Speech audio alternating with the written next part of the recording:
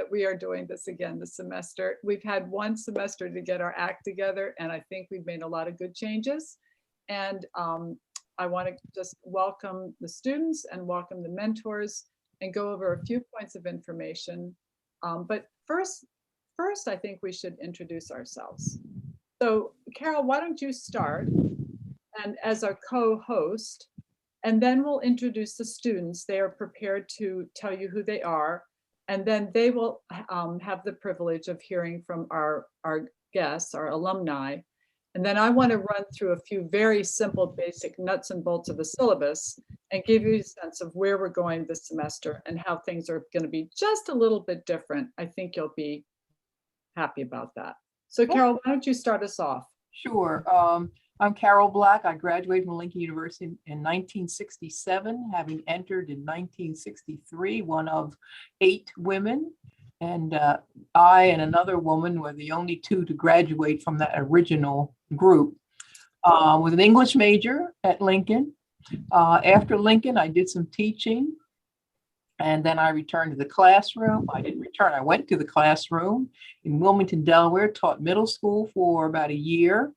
And then I was called back to Lincoln University to recruit students, which I did for about a year, 2 years. And one of the students that I recruited was Gil Scott Heron. And after my stint in the admissions office at Lincoln, I went to the admissions office at University of Pennsylvania, started the minority recruitment program. And from there, decided I wanted to go to grad school. I always wanted to go to grad school, but I never had enough money to do that. And so I went to Penn with the intention of going to the communications school. I got turned around. I was very much an activist.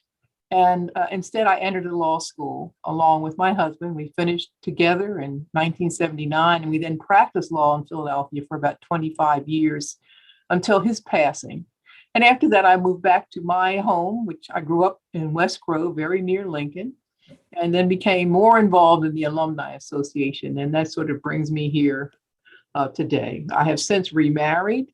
My husband, Joe Williams, is a member of the class of 68. He has a business in Wilmington, Delaware, and that's where I'm living right now. Thank you. And I have to say that this course is the brainchild of Carol. And we're very grateful. Well, do you want to say a bit about that before we go on to our students, please? Could you say a word about how this course came to be in your mind? Oh my goodness! Let me see. Let me try to narrow it down. I've always loved Lincoln University, of course. Always been very interested in its history, and was very involved most recently in having the historic part of the campus listed on the National Register of Historic Places. I was then served as the historian of the Alumni Association, and one of the things which I thought was always lacking was a history of Lincoln University after Horace Mann Bond and after Levi Nwachukwu. Particularly, I was interested in the history of the Alumni Association because it's all over the place, but not in one nice, neat publication. And so I thought, wouldn't it be great if I could somehow get the help of students and faculty and anybody who's interested in putting together that history that would focus on some of the alumni and their contributions to society, as well as their writings and their ideas through the centuries. And so that's what led us meet to Dr. Button to talk about that possibility. And she said, that sounds like a great idea. And it happened. So I'm definitely indebted to her. Well, we are very indebted to you because through this program, we are recording the life stories and achievements of so many very, very wonderful alumni. And it's such a privilege to meet them all. And ladies, as you hear their stories today, as they introduce themselves, and as we go through the semester, I hope that you have a big fat notebook that you're taking notes on, because you can include some of this information in the essays that you write, both for this class and for many, many other things that you'll be doing throughout your college career. So thank you. Thank you, Carol. And I'd like to introduce now our students, or I want to give them the floor. And Bria, I'd like you to start if you're willing to do that. You're not the oldest of the group, but you're a team leader because Bria is my student researcher for a Mellon grant. And she's been really developing her skills as a researcher, and she's got a special role in this class. So her what that's about. Okay, Bria, it's over to you. You want me to share my autobiography or? Yes, yes, you're telling us who you are and what you're doing with the Mellon grant. Okay, give me 1 second. Okay, so hi everyone, I'm Bria. I'm from Prince George's County, Maryland. I have 2 older brothers, 1 older sister, and 2 younger sisters that have helped me shape who I am today. I was raised in a multicultural household with my mother up until I was around 14 or 15. And then that was before I moved to live with my father. And after a short period of time of living with my father, I went to live with my Nana. And I've had like a lot of obstacles that carry from like elementary to into high school. So in 2017, I lost my closest friend who was murdered. In 2020, I lost a family member who was in a car accident. And even though like I've been through a lot of obstacles and more that wasn't mentioned, I've accomplished an abundance of things that I'm like really proud of myself for. So from the junior year to senior year of high school, I received Scholar of the Week in my English and Spanish class multiple times. I was also a prom queen, and I graduated high school with a 4.2 GPA in my last semester. And as mentioned before, I was raised in a multicultural household. So being raised in that kind of environment revealed how blurred the perspective of Black people is. So to be more specific, my mother is Dominican, along with other things, while my father's side is Haitian. So the history between the 2 countries, I'm not sure if you guys know, is tumultuous. So it creates a lot of bias and feeding it to me as a child. But as I got older, I learned for myself how difficult the reality of not just being Black in America is, but how difficult it is in the world. Um, and that sparked a lot of conversations with my grandmother, who I went to live with, who's Haitian. And she's like a huge part of my appreciation for Black history and culture, which leads to my reason as to why I came to Lincoln. So not only was it because of like my appreciation for like Black history and Black culture and stuff, it was also because like the first Black history, like it was the first Black university, which made it even more exciting. And the programs and classes that are offered here are things that I can't find anywhere else, like this class, which means a lot to me, and it helps me with my Mellon grant, which I'll get into a little bit later. And also I'm taking another special topics course for human services, which discusses the harsh reality of Black people in America and how we can exercise our activism to spread awareness through writing, poetry, paintings, and art. And that works perfectly because one of my hobbies is art, and it combines my passion for mental health and activism. And I'm currently working alongside Dr. Button under the Mellon Grant, doing research about student activism on campus. So for my love for activism and seeing growth in humanity is being celebrated actively on this campus, thanks to Lincoln. And I also declared my major in human services, minoring in psychology. And I'm going to work into crisis interventions and counseling. And although I've come from a very difficult past, I'm very proud of where I am now. And I'm happy that I get to talk to all of you guys about it. So thank you. Thank you. Thank you. So Bria's article is not just contemporary activism, but she's tracing it back to the founding days of the university. So she's identifying activism as a hallmark of the Lincoln graduate. And I think you just fit right in. I didn't know a lot about those facts, Bria. It's good to know them. Okay. And next we have Ayana Harris, who is a little bit older in this group. And Ayana, I'm going to let you speak for yourself. I've had Ayana in class before, and it's a delight to have her one more time. Okay, hi everyone. My name is Yana Harris. Like Dr. Button said, I've had her multiple times. I am a junior at Lincoln. I'm currently studying English. Basically, I think that education is something a lot of people take for granted. And that's where I found myself in Lincoln. I didn't really have any other option except Lincoln. So Lincoln was definitely my first and only school that I applied to. So initially when I was growing up, I wasn't the best in school, I had an IEP, and I struggled a lot in school. Sorry, I struggled a lot, and the growth that I've seen myself overcome, like I've gone through, has made me feel that I am enough and I can do whatever I set my mind to. Um, so this last semester, I had a 3.9 GPA. My cumulative GPA is a 3.8. I'm currently in the National Honor Society of Leadership and Success. I plan on being in the English Honor Society program this spring. And basically, I chose Lincoln because, like I said, it was my only option. I wanted to go to the first, and I wanted to be different. All my siblings, my dad have gone to Delaware State, and my mom went to Westchester, and that's where I'm looking for my master's program. I'm looking there for English.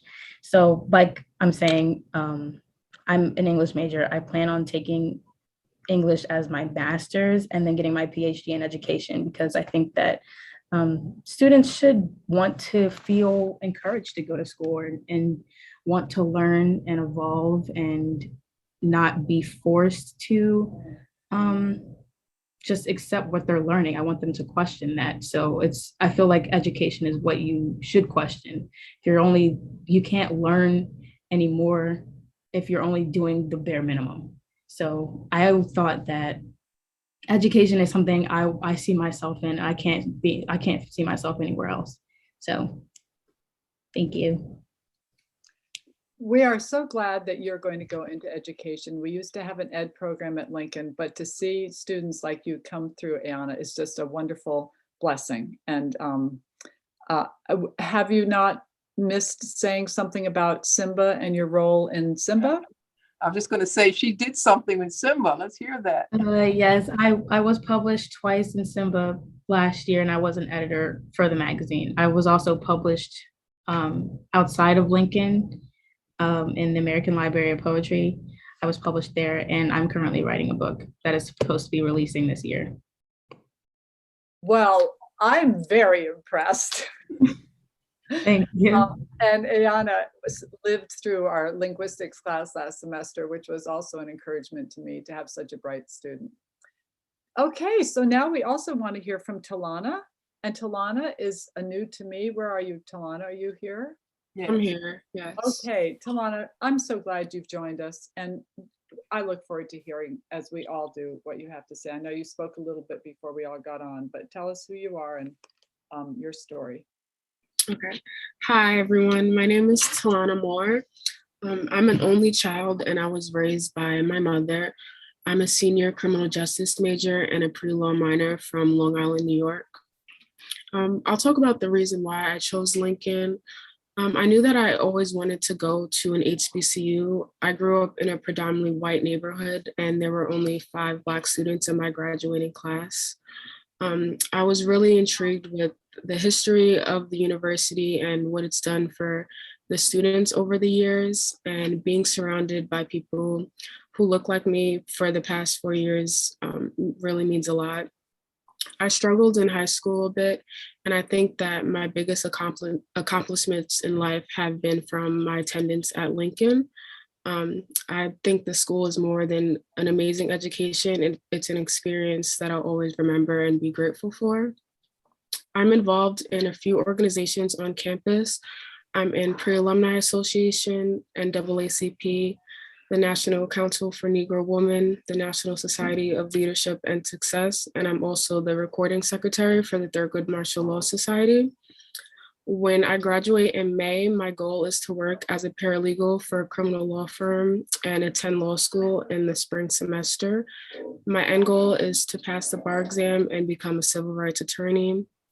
With this, I want to work with the Innocence Project and exonerate minorities that have been wrongfully convicted. And I also want to give legal guidance to families of those that are incarcerated.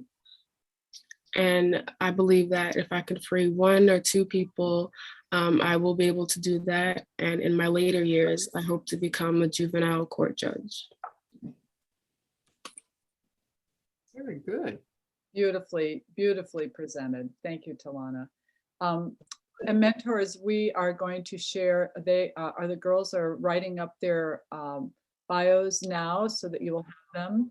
And ladies, if you can get those to me, I know I said Monday, but we'd like to give them to our mentors on Monday. So if you could get them to me before the end of the weekend, that would be really good. And I can get them back to you to do the revision. So if you can aim for Friday just to polish up what you've said, that would be great. Okay.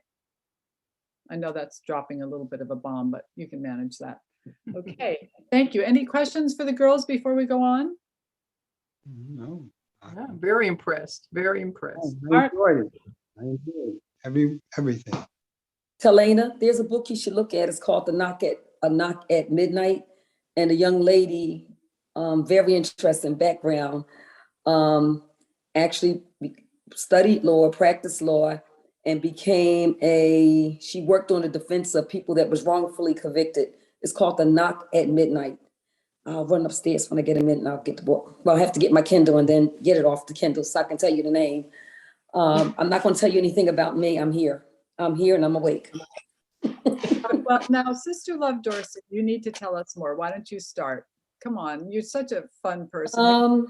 They need to know more. I currently teach science. I teach life science and some physical science. I'm in middle school teaching 7th grade, the grade that is the most challenging grade in grade school. Ayana, I have multiple IEPs in my class. I also assess scholars, and it really is hard to do that in 7th grade because they're 12, 13 years old. And I'm like, look, I'm sorry, I'm just, finding this out about your scholar. Wish I was with them when they was in 3rd or 4th grade, so I could have, helped modify. But it's a hard thing to swallow when you tell someone, and when they're 12 and 13, that they could use a little TLC in their academics or emotional life. My husband and I are alums of Lincoln University. His name is Al Dorsey. He practices at DuPont Hospital as a pediatric anesthesiologist and intensivist. At one time, when he finished school, there were 300 pediatric anesthesiologists, and he was in the percentile of 3%. So now they have encouraged many more.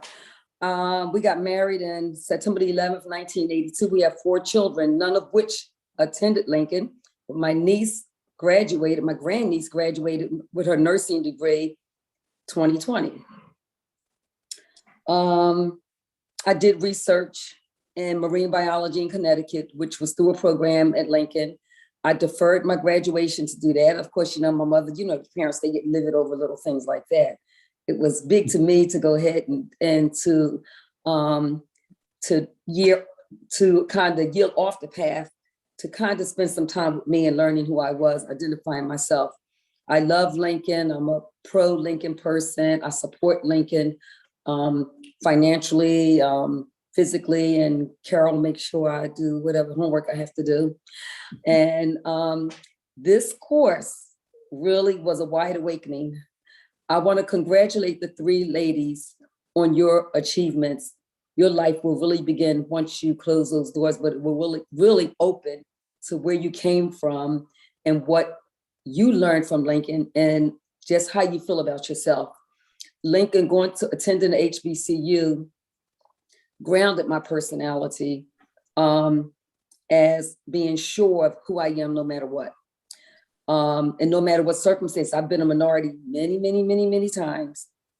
And I continue to hold steadfast to some of the foundations that I've learned at Lincoln about identity. Let's see, something else I wanted to say to you, but I'm so proud of y'all and I'm so happy. And I love the cultural diversity of the Dominican and Haitian household. I bet you there was a whole lot of conversations going on there. Talia, I love what you've done and your accomplishments.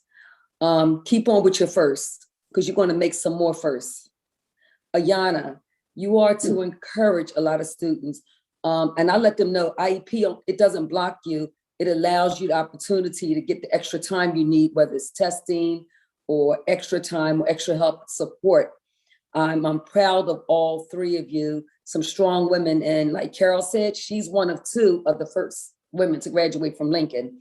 I actually had the pleasure of meeting Dr. Button at church. At the church, amen. We were at the chapel. There was homecoming.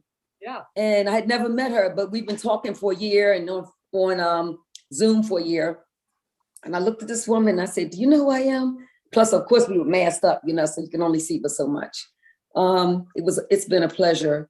It's been a pleasure to really get to know Bill, Robert, and Murph. We've worked out the kinks of dynamics of Zoom. And I just want to say to you ladies, I know some days you're going to have a bad hair day.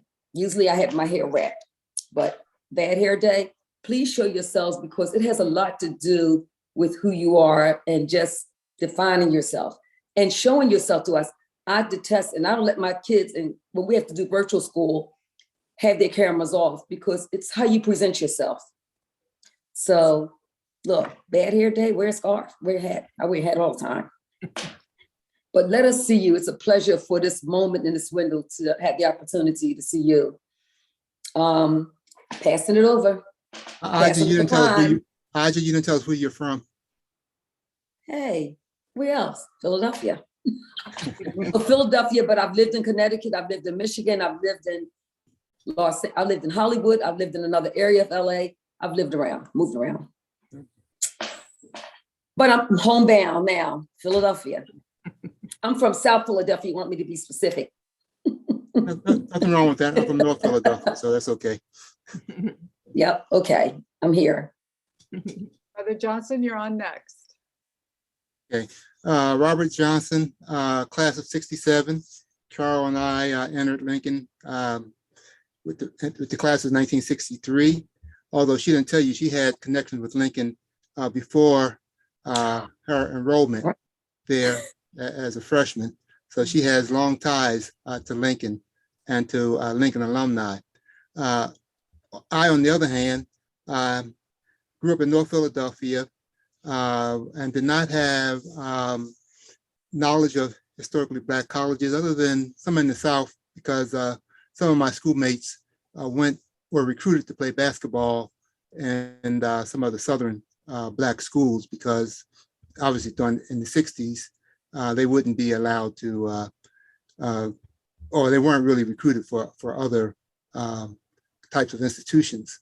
And so I didn't have much background with higher education, even though I grew up around Temple and was familiar with the University of Pennsylvania, St. Joe, and a bunch of other schools through sports, their sports program, and being in North Philly, being in the physical vicinity of Temple. But, we were barred from being on Temple campus. We couldn't use their facilities and things of that sort. So I was fortunate to go to Benjamin Franklin High School. And anybody familiar with Philly knows that that's considered one of the so-called worst schools in Philadelphia. But fortunately, we had some counselors there, Black women, and some Black male counselors who were dedicated to saving us from the fate that awaited a lot of Black men. Ben Franklin High School in Philadelphia was an all-male school at the time. And, we had a high dropout rate, and it was very unlikely that 25% of our class would have graduated. But I managed to get through and to survive the streets of North Philadelphia. And like Bria, I had some tragedies in my family and my neighborhood with a lot of friends, family members, and others being victims of violence and other kinds of things that come from the urban background. But fortunately, I had a supportive community at Franklin High School, including counselors who made it possible for a group of us to move on to higher education. And so they introduced me to Lincoln University. It was the only school that I applied to, got accepted, and that was transformative. That changed my life. And so I'm internally, externally, grateful for Lincoln for all that it has done and provided me and my family and many other people. I was a French major at Lincoln, very active in academics, French, Spanish, Latin, business minor, a lot of campus organizations, very big participant in what we call the rabble. There's just a lot of shenanigans and a lot of things taking place on campus. So just very much engrossed in all things Lincoln at the time. Graduated second in my class. My teachers there, as well as my counselors in high school, would not let me slide by and be average. And so I was compelled to excel and to use all of my talents. And so to that, I'm again very grateful for that kind of support, encouragement, and push that they made. Went on to leave Lincoln. I went to Europe. Following that, I got a scholarship from the French government to study in France. And then I spent time traveling in France. I left there, had a fellowship to go to Washington University in St. Louis in graduate business program. I did that for a year while the war in Vietnam raged and the anti-war movement took place. And so I left that program, went back into French and education, and eventually, in addition to my degree from Lincoln, earned 4 additional degrees, a second bachelor's in mathematics, 2 masters, 1 in French, 1 in technology and human affairs, and a PhD in educational policy and research. Done postdoctoral work in statistics and been teaching in a variety of fields, primarily Black studies and ethnic studies for most of my career. I've done a lot of work with developing STEM programs for children of color and females. Good 30 years of experience with that, and have brought students from all over the world to Minnesota for those types of programs. I retired, be roughly 4 years now in 2018, and I've had the opportunity to continue my travels. I've been to all 7 continents, over probably 60 or 70 different countries in the world, and been grounded for the past 2 years. I haven't been on a plane, haven't been out of Minnesota. So after not going for, usually within every month or 2 months, I would be on a plane to somewhere. I haven't been in anything but a car in the past 2 years. So quite a change from my past lifestyle. But nonetheless, this has been, working with this project last year was very informative. I enjoyed it quite a bit, and I look forward to working with the students this year. And I encourage all of you to build upon your foundation at Lincoln. Bria, I hope that you will go on and get a PhD in clinical psychology so that you can be of greater service to the people that you want to help. Ayana, hopefully you will go to graduate school somewhere in the world. Westchester is fine, but there are many, many other great institutions that will offer you a lot. And so don't feel place bound. In other words, look at the world, look at the nation for opportunities. And Delana, you have great aspirations, and we really wish that you will meet those goals and continue to be of service to the people that you're aiming to help. And I look forward to learning from all of you and from our colleagues and from the visitors and speakers and guests that we will have. It will be a wonderful, wonderful experience for all of us.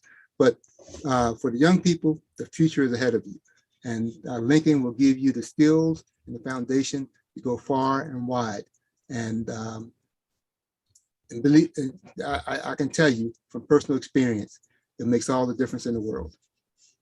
Thank you so much. Thank you very much. You're just inspiring us all. I didn't know about your PhD in educational organization, was it?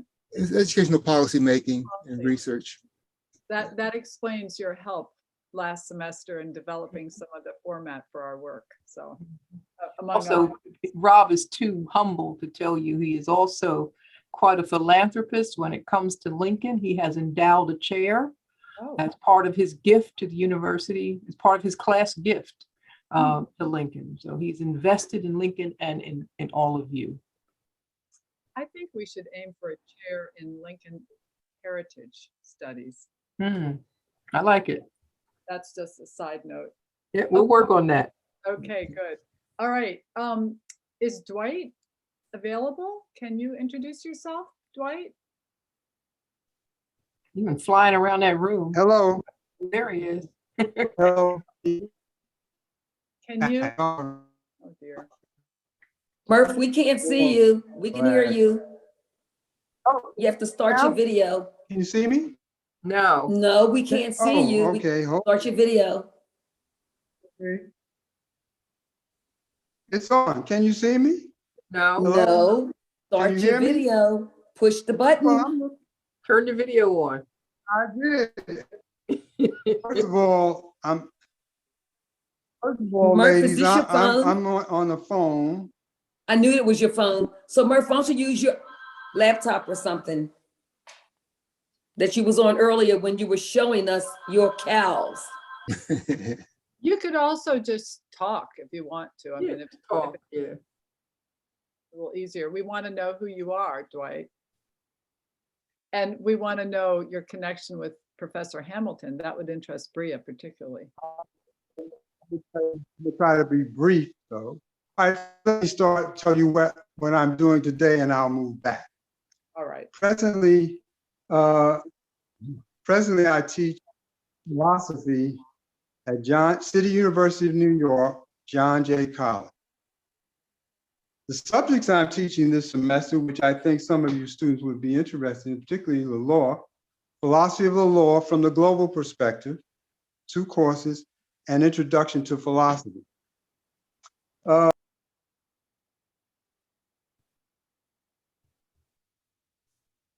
We lost you, Dwight, sound-wise. You're on mute.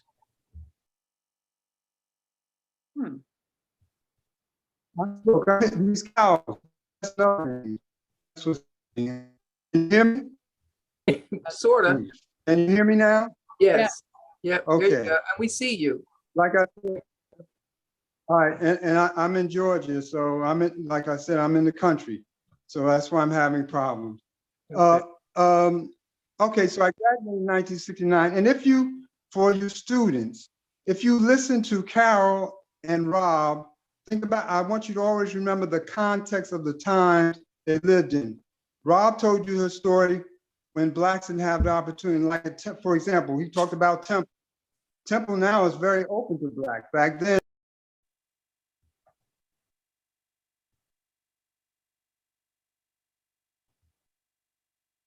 We lost you, Dwight. Technology. Okay. It sounds like he's just got a bad connection. But he's using his cell phone, so it's going to do that depending on where he is. He's in the country, remember? Yeah, right. Let's find out when Right. he's coming home. Are you coming? yeah, home? you'll find out when oh, yes, I'm coming, yeah. I teach February 1st, so I have to be back. I had to, of course. I'll be in New York City February 1st, which is Tuesday. But if you can hear, in 1960, and I started teaching when I graduated from London, there weren't too many philosophers. I'm sure all of you heard of Cornell. I know him. The philosophy circle is very small. Angela Davis, these are people Blacks who were in philosophy. However, in fact, I was the first Black professor at Rutgers University. I started teaching in 1972. I was extremely young. I was the youngest of students, really. And then I left.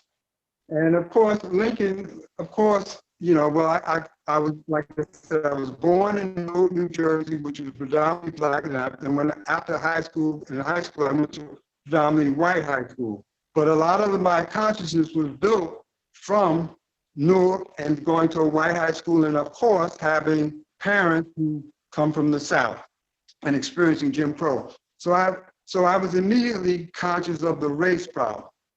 And one of the things that I always wanted to do when I got out of Lincoln was to go back and teach black, or teach, amongst black students.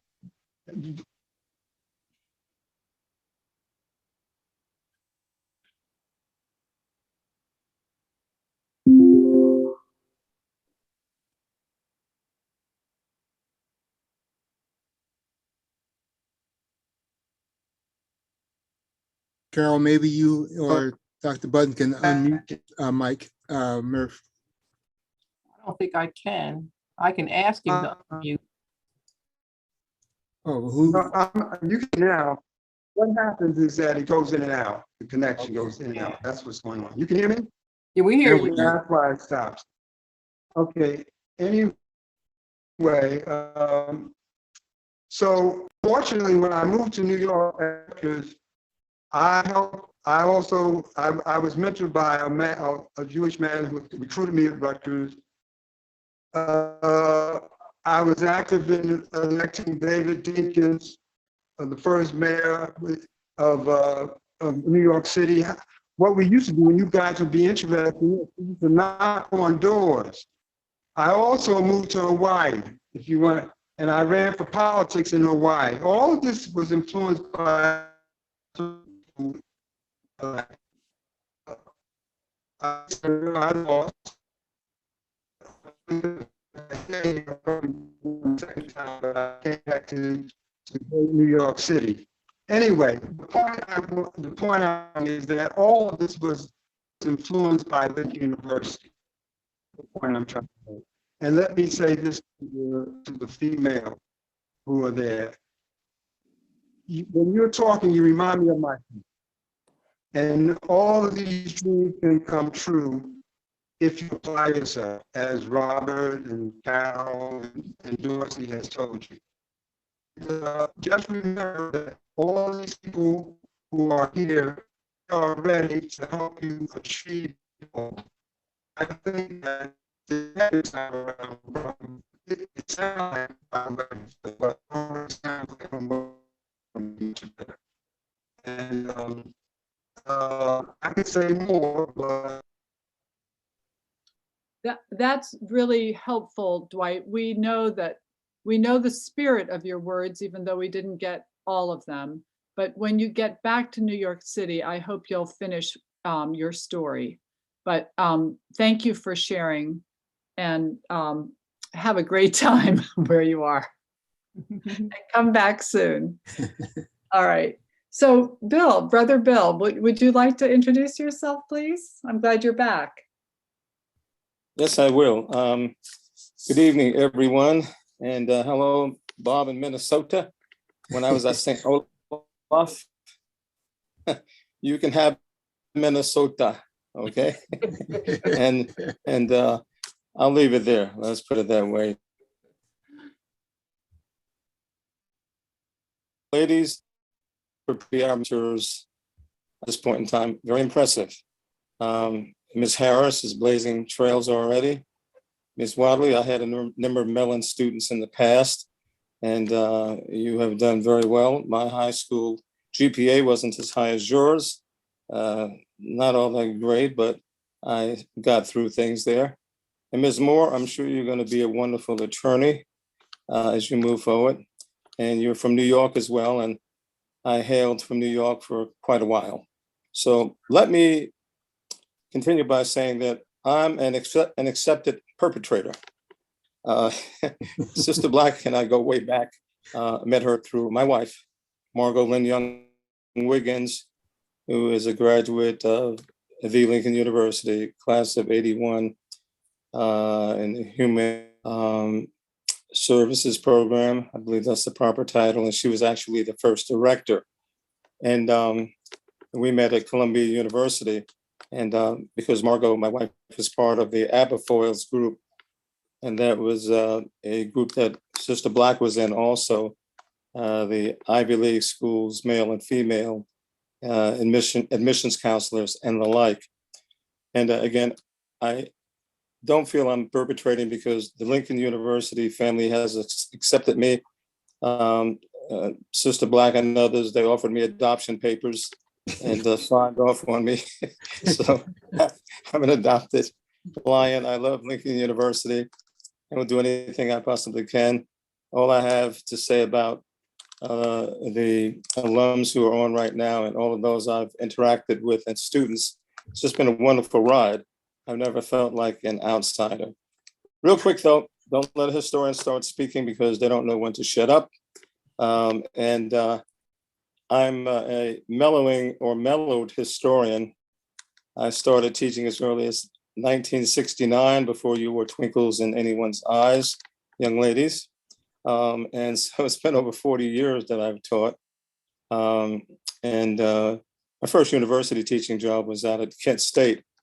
Got there just after the May 4th, 1970 shootings that you may have heard about at Kent State University. And Brother Johnson knows about some of the people I've studied with, August Meyer, Elliot Rudwick, et cetera, et cetera. But I've tried to continue to learn and share history. And I have lots of stories I can tell. Let me just say that I'm similar to Frederick Douglass. I'm not like him though. Hold on a minute, something's coming in here. Okay, I'm still here? You can still hear me? Yes. To continue, I am similar to Frederick Douglass, but obviously not like him. I'm not comparable to the great Frederick Douglass, but I have two birth dates. I was born on the St. Aug campus 100 years ago. And my mom said I was born on one day, and the people there who didn't care about African Americans, because by then I was an African American, no longer an African in America, they didn't really care about recording the dates accurately. So I have two birth dates, but I was born on a college campus, and at the St. Agnes Hospital, one of two places I could be born.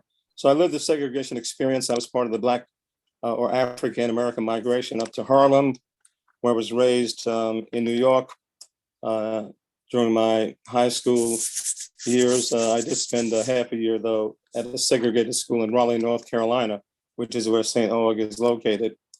And that was quite an experience. I did the back of the bus thing, and I got in trouble many times for challenging things, since I was a brazen New York brat who didn't realize how easily I could have been dispatched, could have been killed, and never would have lived to tell anybody about it. I learned a lot in New York City, got to rub elbows and run with some individuals who tried out for the Olympic team in 1968. I was one of those invited, but no Vietnamese ever called me the N-word, so I didn't think it would be appropriate for me. And given my feelings about how I was treated, my ancestors and my immediate family members with segregation, I did not hear about the Lincoln University.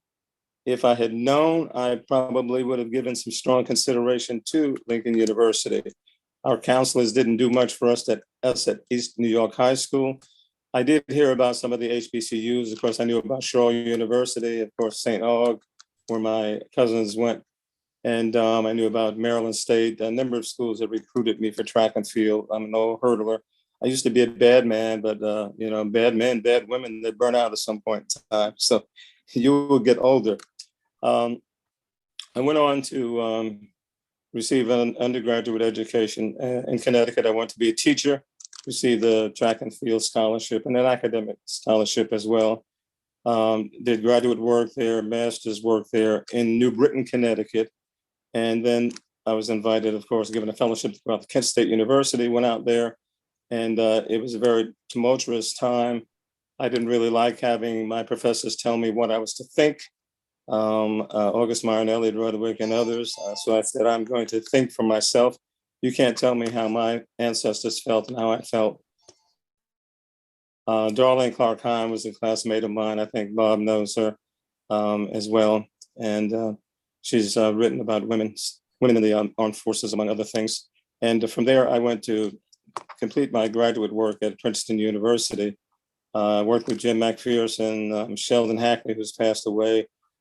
Jim McPherson's still around, Cy Black, Jim Billington, the former head of the Library of Congress.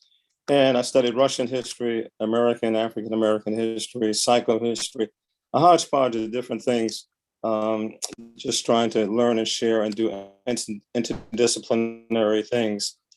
I took a teaching job full-time at the University of Connecticut at Storrs, and then was invited to go out to Minnesota in the American Harbor. Stayed there. Was a cup of tea, though I learned to play ice hockey well, met all the members of the Lake Placid ice hockey team, and our son became an excellent skater and still helping with the Washington Capitals as my grandson is a hockey player as well. And of course, they heard every name in the book when they got on the ice. What are you doing here? You belong in the jungle. Hey, take this banana, skate with that, and things like that. So I have much more to tell you about that. And I was a coach as well, an anomaly, but I was pretty good on my skates as well. After leaving Minnesota, stopped at Allegheny College, working my way back to New York, to the East Coast, and ended up becoming a member of the history department and a dean at Columbia University. Worked with Jack Greenberg, who worked with Thurgood Marshall, and he used to tell me all kinds of stories about Thurgood. Very interesting stories. I can share them at some point in time. There's not enough time to tell all of it. Also, Ruth Bader Ginsburg as well. I don't want to name drop, but in my involvement as a historian, I spent time with Rosa Parks. I spent time with Coretta Scott King, met Dr. Martin Luther King 2 times, Reverend Ralph Abernathy. I can go on and on. I don't want to name drop. Cornel West and I are good friends because of our Columbia connection and Princeton University and Harvard. And I've been on C-SPAN a number of times. I've written a number of different things. Spent time with Amy Jacques Garvey, Marcus Garvey's second wife, but she was really his first wife as far as Amy Jacques Garvey was concerned, because the marriage to Amy Ashwood was never consummated. Let's put it that way. I'm not getting into any of those details.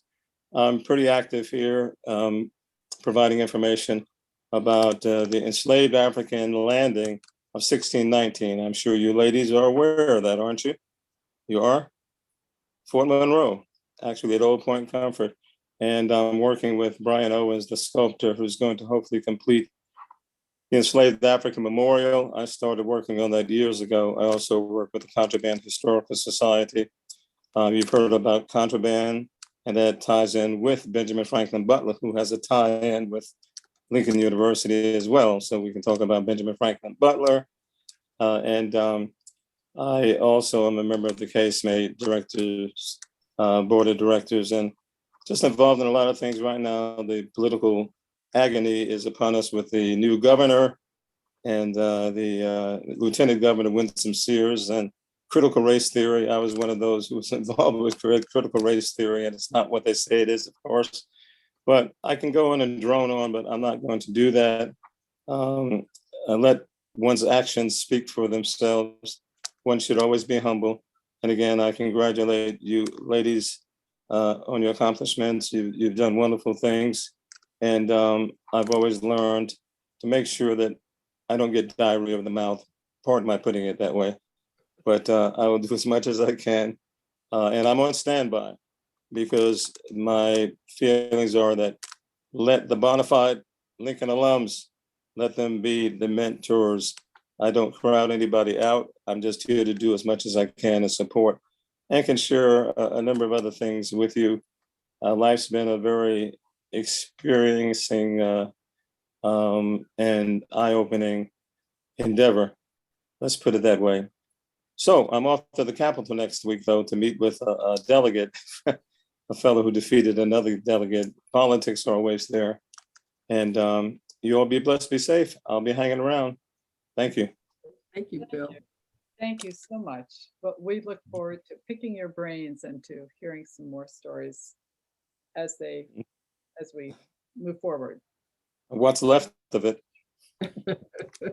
Okay, Well, in the last few minutes of class, I just wanted to get our students and all of you excited about some of our guests this semester. So I'm going to share my screen and then tell you again just a few things that are different this semester from what we had last semester. Okay, host disable attendee screen share. Can I share my Oh, screen? yeah, I'm sorry, let me get you, okay. All right, you should be good now. Okay, great. All right, so I'm going to share my screen and I'm going to pull up a list of our guest speakers, which is terribly exciting. We're just going to start off, and I have everybody has received the updated syllabus. It is almost polished, finished. It's a work in progress. So I didn't put the dates here, but the dates are on the syllabus that you have just received. So the first thing we're going to do is have a student alum activist panel. These are all recent graduates. Amber Glenn is on her way to a master's program in psychology. She's done a number of things on campus, which we'll hear about. Taylor Clark is a 2 years old graduate. She's in law school, just finished her first semester. I'm so proud of her. Jameer McKnight has a political appointment. He's also about 2 years out. And he has been very active in developing a career planning guide for freshmen. So these folk will be here, and I'll also invite our former 412 students to share what they're doing.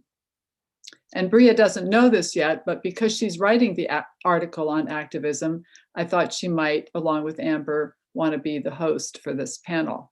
Just getting you warmed up, Bria. Okay.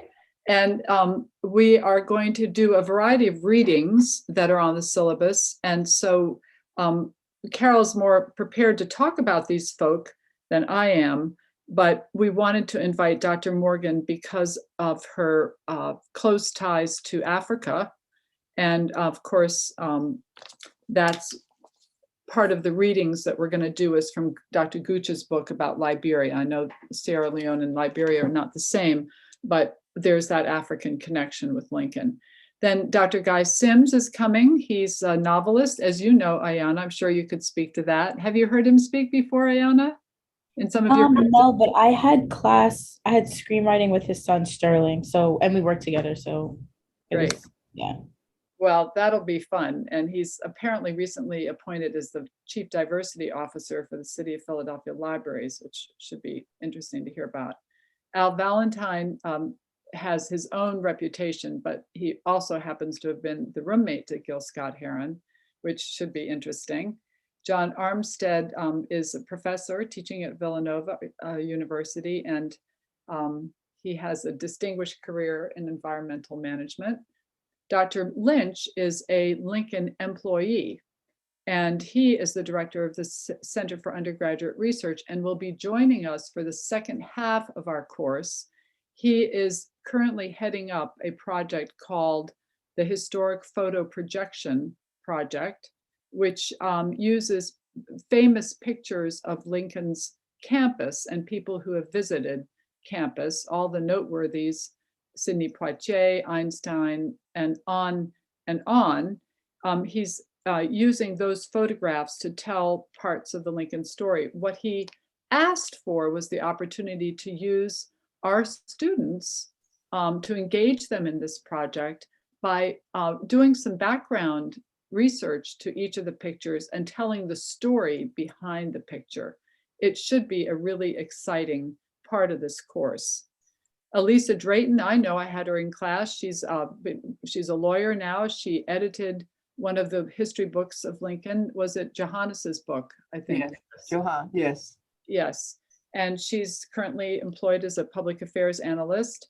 Dr. Will Leviste is an award-winning multimedia journalist, and you can look all these people up, students, if you want to, and you'll, in fact, we'll talk more about them before they come, so you're well prepared to enjoy their presentation. And Dr. Ernest Levister out there in California is still practicing internal medicine, and he has been a strong advocate for the Amos family, both in a lecture series and in the rehabilitation of the house, the Amos house on campus.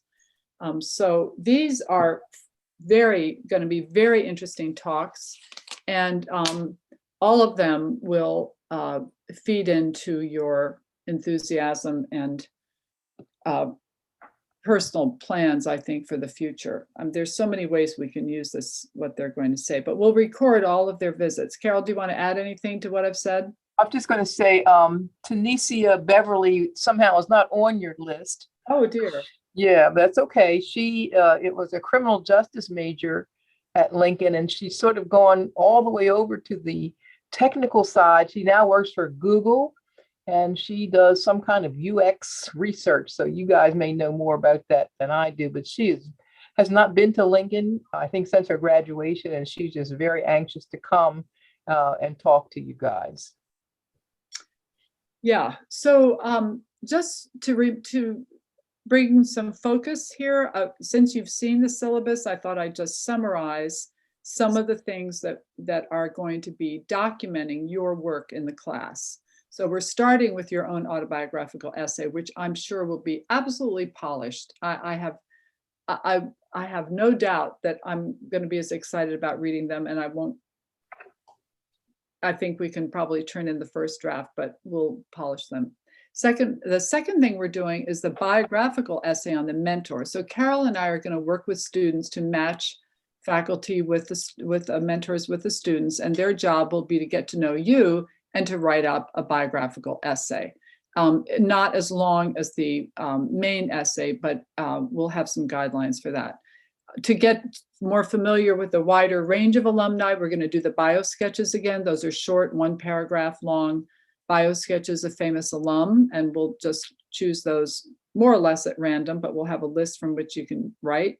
And then your main project will be a biographical essay, full length, on a chosen alumnus, on which you'll do some primary research and follow a very nicely developed guidelines that Dr. Johnson has written for us that will help you search out some of the details of their lives, particularly as they were lived on Lincoln's campus. And then the second, rather than having 2 biographical essays, the second assignment will be the participation and presentation, participation in this photo projection project, which Dr. Lynch will tell us more about. And finally, you will have an opportunity to present your work at the March Undergraduate Research Symposium. So that is really a great incentive. You'll have 2 things that you'll be able to show off. So there's I think enough incentive here to do your best work and to get reward for it in terms of the mileage you get out of your research.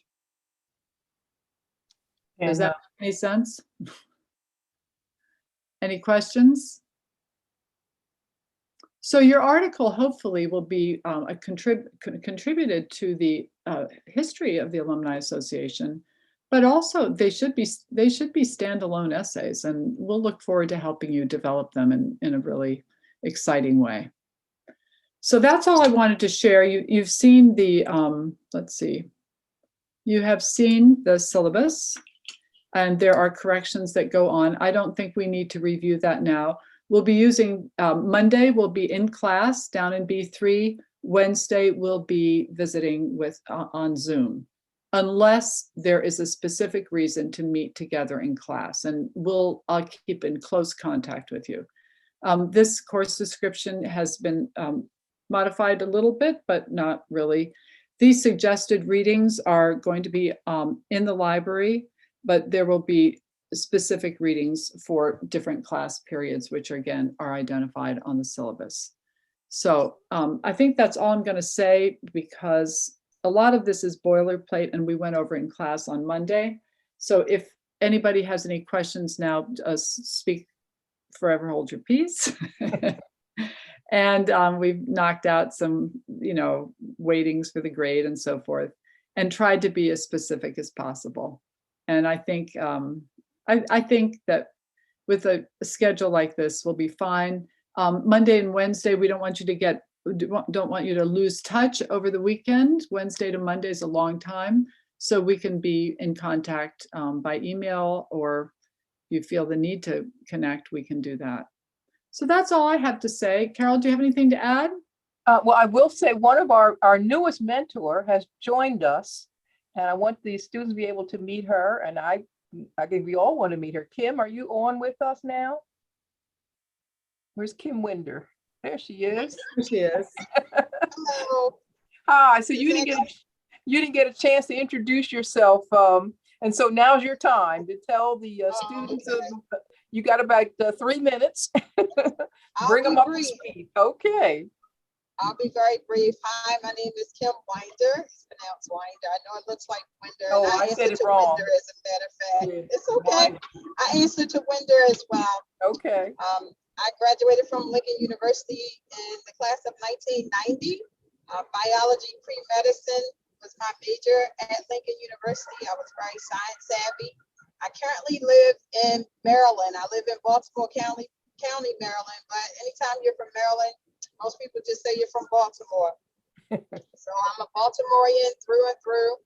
I'm actually in my MPA program at the University of Baltimore for public administration. Emphasis is on legal ethics and community engagement and negotiations. So that's just a little bit about me. I love Lincoln University. I'm actively involved in my local chapter as well as the national chapter, and I look forward to working with you all. Very good. Great to have you. Great. Okay, well, that's all for tonight. Oh, anybody, last minute comments, anyone? Yes, just a quick question for the alumni. So are we looking at Wednesdays? Is that going to be our Yes, involvement time? yes. Wednesdays and any other time that you want to connect with your mentee. There will, my intention is for their papers to have a careful read. I will read them and we will do revisions before they get to you.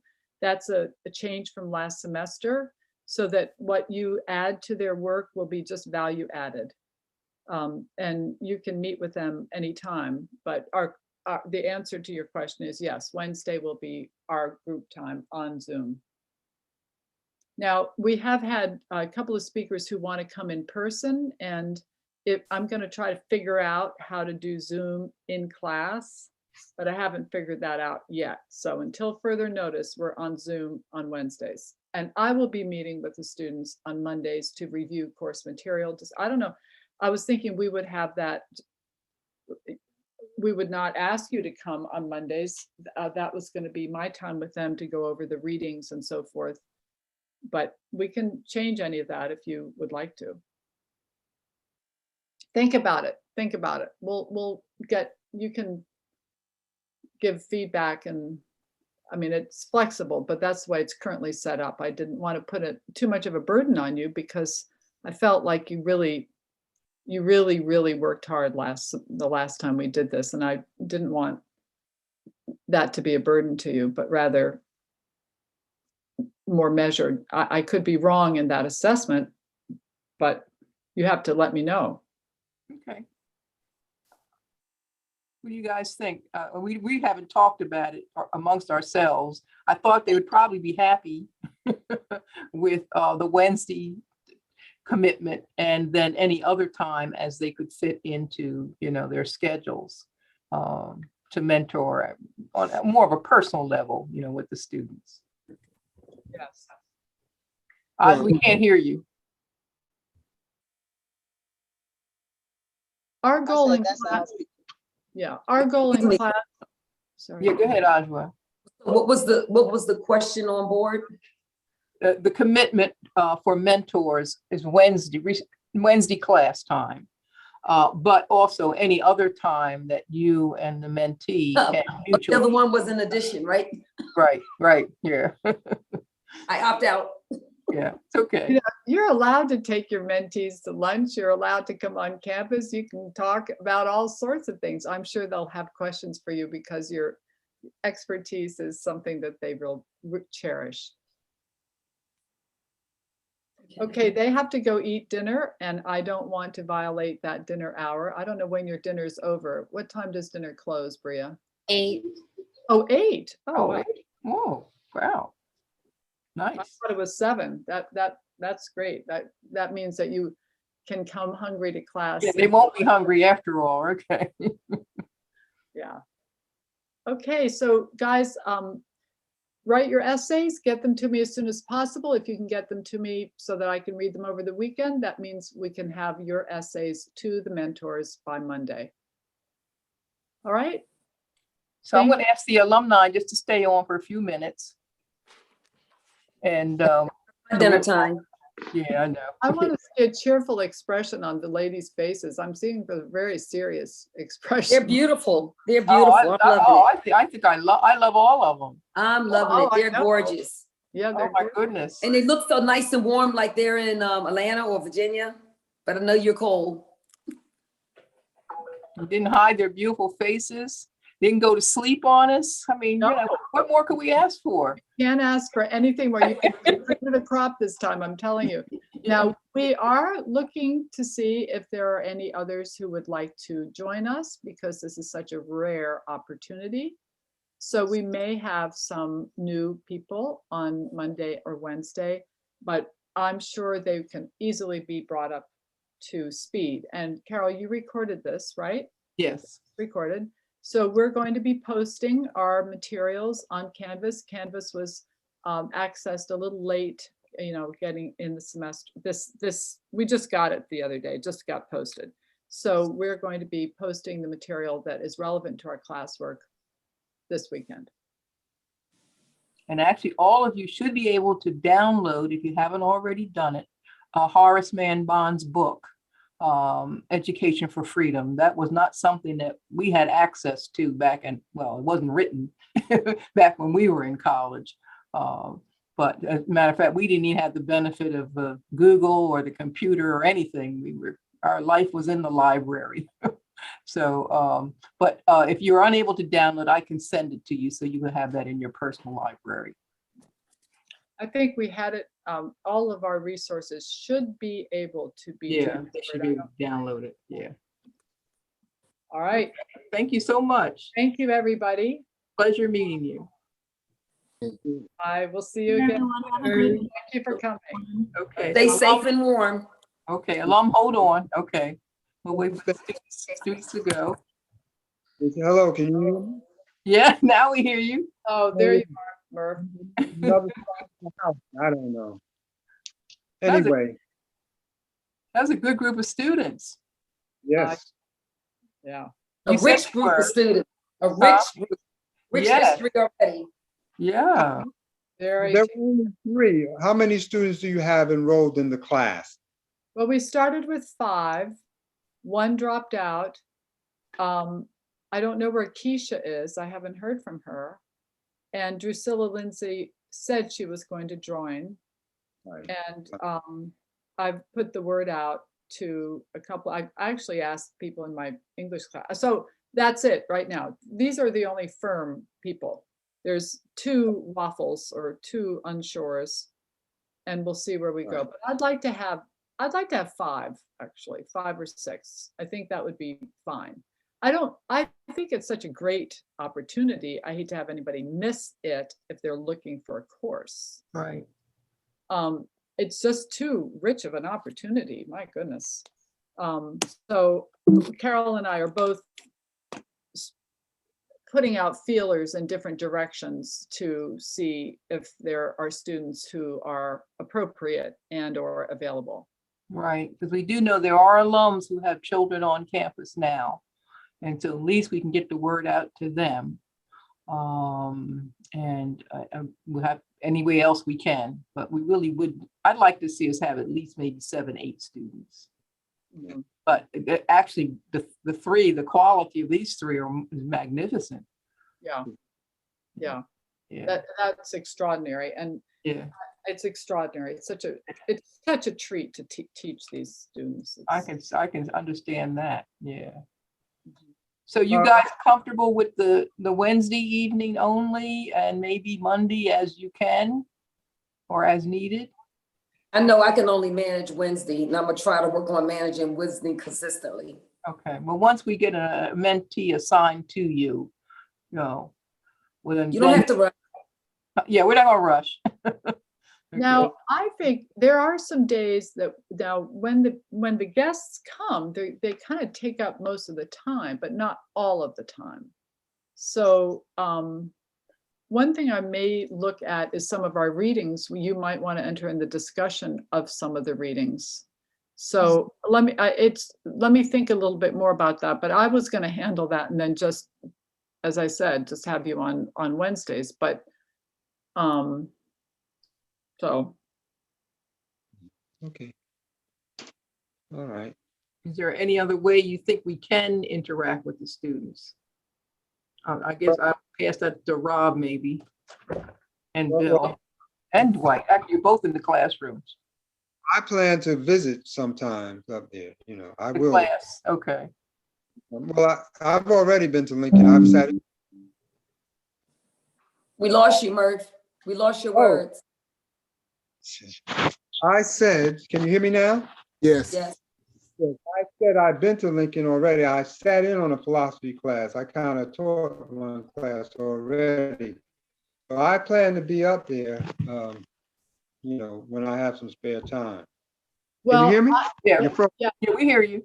I would like to issue a very clear invitation to every single one of you to come to the Monday class if you would like to perhaps be present at a discussion of some of the readings or initiate some readings. I put things on like Gooch's articles, some basic historical materials, but anything you think students might like to read and learn about, and if you would like to be the discussant, we would love to have you. I just think it's wonderful. I'm concerned now. You're making me concerned that they're not going to have enough time with you. But maybe I should. wait a minute. What, No, what but time we is it? time off work, offline, remember?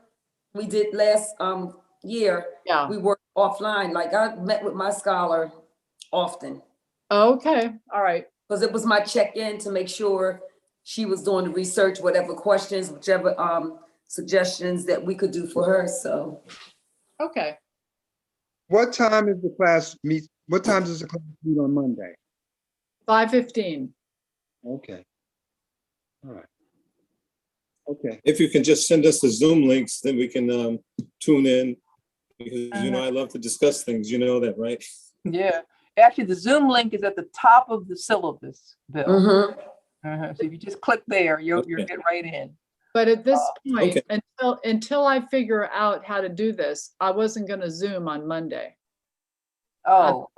That wasn't my intention, but let me work on that.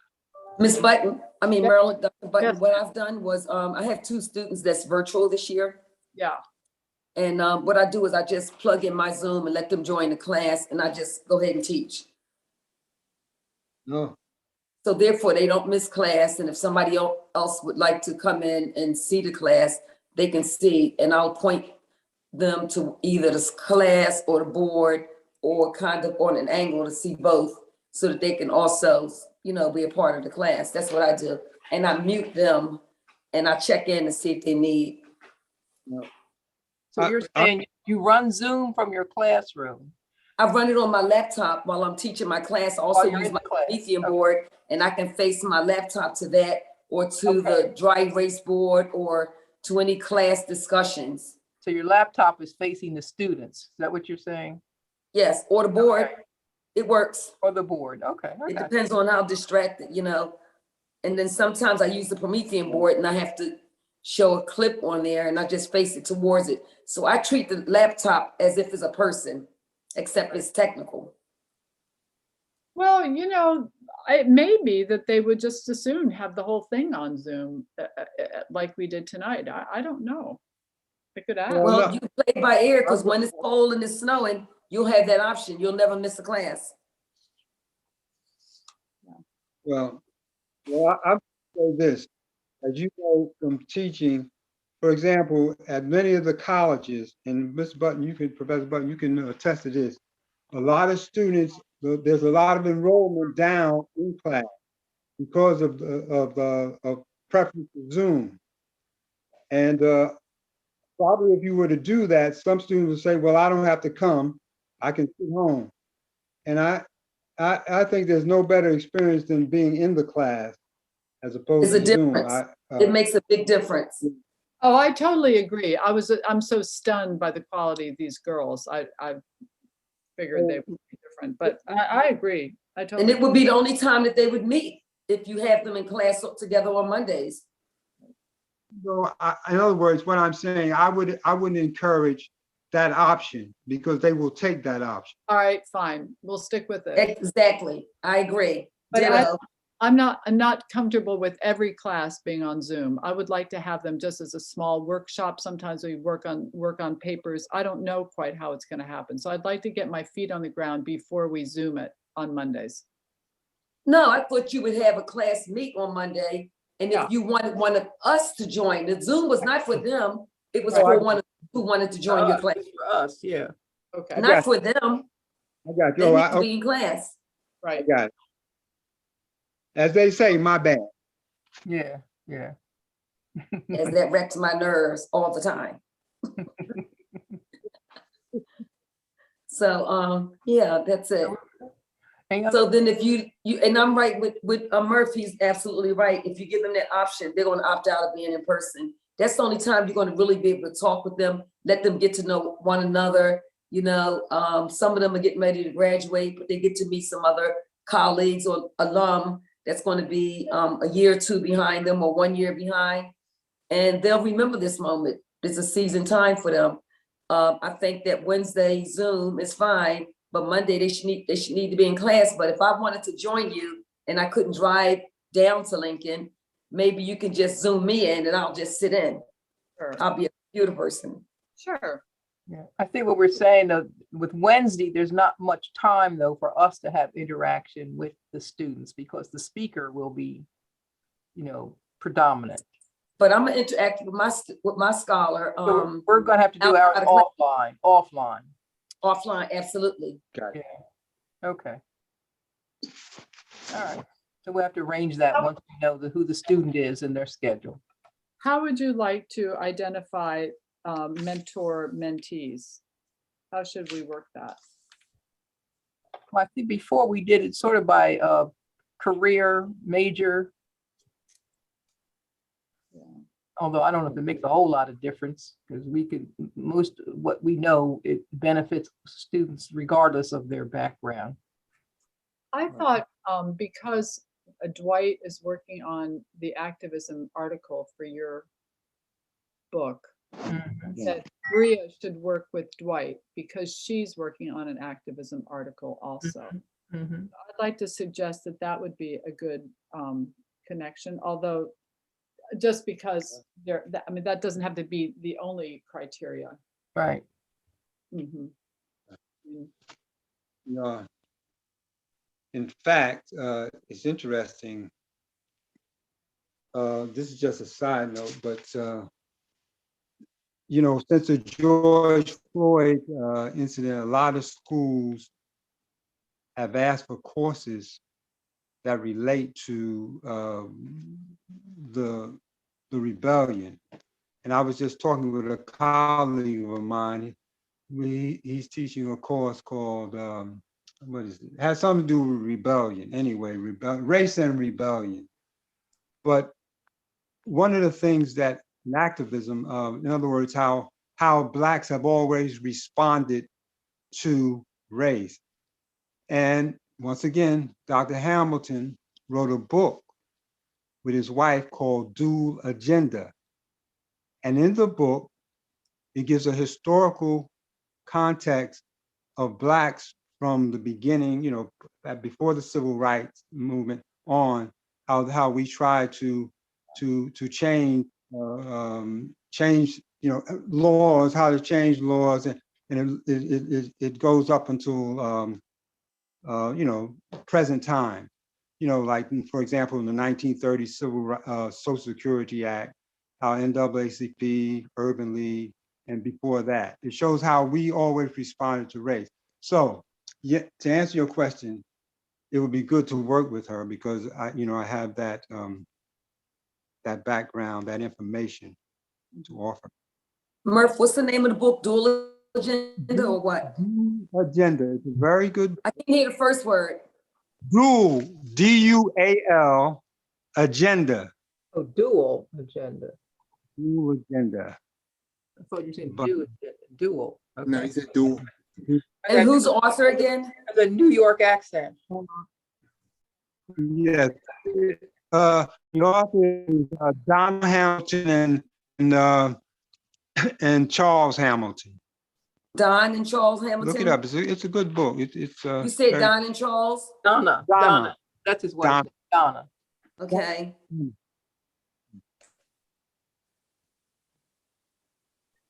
And the reason why it's called dual agenda, because, you know, Blacks, you know, the agenda for civil rights, it's written really well, and it tells you, you know, about how we fought for Social Security and how we were denied that, and a lot of the struggles, the Army, all of it. Very, very well researched. All right. Can I log off? I'm phasing out. I Yeah. get up All right. early. Goodbye. See you later. Yeah. I get up at 4 something and I'm out of here at 10 after 6 now. Different Yeah. schedule here. Yep, I promised you. I said 6 o'clock, didn't I? No, I said 6. No, I just need to go have dinner because I have to go to bed now. I hear you. So- Go right ahead. Go ahead. You have something else you want to say to me, Dr. No, that's Button? fine. No, Carol, you go. Go. Bye. Go ahead. Thank you. See you later. See ya. Y'all be good. I have All some right. coffee for you, Murph, so you don't nod off on us. All right. Okay, bye-bye. Carol, Bye. Thank you. Carol, Nice to meet you, Kim. Winder. Winder. Wait, is it which Winder, right? Yes, ma'am, it's Winder. You're gonna make me say it wrong now. Okay, Winder. Okay. That's okay. Winder. Winder. Bye. This thing By the will way- wind me up. Yeah. Okay. So, Ms. Hello? Carol, Yeah. you'll be assigning us the scholars. All Well, that's what we're trying to figure out now. Yeah. Okay. Yeah. right, and you'll send us an email in regards. Oh, to that. absolutely. Absolutely.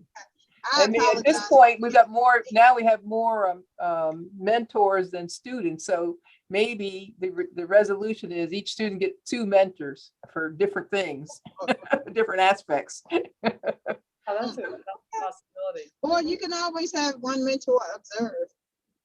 Right. We can work together. We'll figure it out. Okay. All right. Well, it was nice meeting everyone. Are we all done? I'm sorry. Yeah, you go. Go ahead, dear. You're fine. So you see you Okay, next thank Wednesday. you. Next See Wednesday, you next 5:15. Wednesday. On time Bye. this time. 5:15, yes. Bye-bye. Okay. Bye-bye, dear. Bye-bye. So Carol, I was wondering, since you know Ayana, should she double up with Brother Johnson, Bob, and you? Sure, absolutely. I think she knows you. She knows already. me, right? I agree. Yeah. I So agree. Bob, would you like to work with Ayana? She's the one headed for a career in education. Oh, no problem. And I go by Rob. Rob, okay. Yeah. All right, fine. Okay, so we'll suggest, and I'll send them a note on that. And let's see, that leaves us Talana. Talana wants to be the lawyer, right? No, Maybe you should take her, Carol. that's fine. That's fine. So we need a couple more students and. Yeah, we need more students. Yeah. Yeah. All right, so I'm gonna work on that. But tentatively, we'll have Ayana and Rob together. We'll Mhm. have Bria and Dwight. And Carol, you will have you and Talana. Mhm. And then we'll look for students for Sister Ajoya and who else? And Kim. Mhm. Yeah, I think we'll be able to do that. That shouldn't be too hard. I'll get busy on it. We have the rest of this week. In fact, we got a memo from the president that said, be very thoughtful about this week because some students, because they didn't test soon enough, weren't allowed back on campus. So there's that. Right, the lag, okay. There's a lag. There's a Yeah. lag. I got you, I got you. Okay. Okay, So I we're got another meeting now. Right. Okay, guys, thank you so much. Good meeting. Good meeting. Okay. great to see you All again. right, everybody. All right, take care. Rob, you and I are going to talk later about the reunion. Okay. Okay. See you. Sure. Bye. Take it Bye. easy.